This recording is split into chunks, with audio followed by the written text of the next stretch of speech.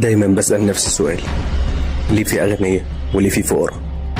وخد بالك، السؤال ده مش سؤال وجودي. كمل عشان تعرف.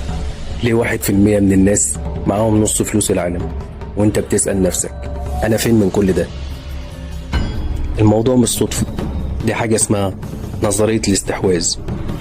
من أول لحظة بدأ فيها البشر يتبادلوا الموارد، كان في ناس أسرع أذكى أو ببساطة طمعوا أكتر.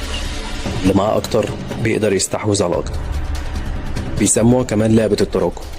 معاك 100 جنيه ممكن تجيب بيهم حاجة تبيعها ب150، بس اللي معاه مليون يقدر يدخل بيهم سوق ويكسب مليون كمان. ده معناه إيه؟ كل ما الفجوة تكبر كل ما صعب تسدها، مش لأن الفقير غبي أو مش بيشتغل، لكن لأن اللعبة من الأول مش عادلة. السؤال الحقيقي مش ليه أنا مش غني، السؤال إزاي ألعب اللعبة دي بقواعدي. لو عايز إجابة السؤال ده وإزاي تلعب بقواعد المال هتلاقيها في الجزء الجاي.